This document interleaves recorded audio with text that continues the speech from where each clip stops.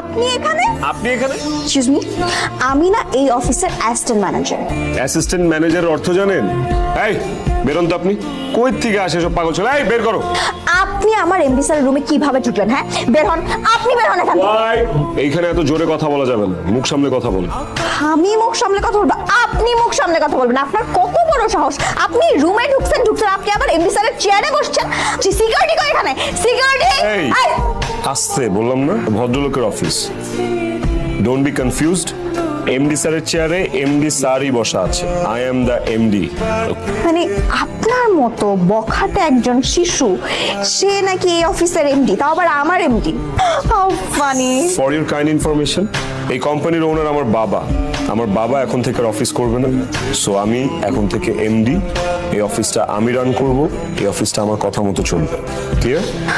আপনাকে কিন্তু ব্ল্যাক শার্টে খুব ভালো লাগছে, মানে একদম পারফেক্ট ম্যাচ হয়েছে চেয়ারের সাথে।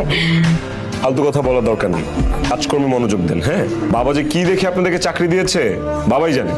সরি স্যার, অ্যাকচুয়ালি আমার একটু মিস্টেক হয়ে গেছে। একটু না, অনেক বড় মিস্টেক হয়ে গেছে। আপনাকে অ্যাপয়েন্ট করা আমার বাবার অনেক বড় মিস্টেক হয়ে গেছে। আপনার জন্য কোম্পানিতে গত 6 মাসে 8 লক্ষ টাকা লস হয়েছে, আপনার ভুলের জন্য। আজগোজ করে অফিসে আসলে হবে? অফিসে এসে তো কাজটা করতে হবে, তাও মনোযোগ দিয়ে। এটা তো অফিস, এটা তো র্যাম্প শো না। I am sorry sir. Sorry বললি কি এখন 8 লক্ষ টাকা রিকভার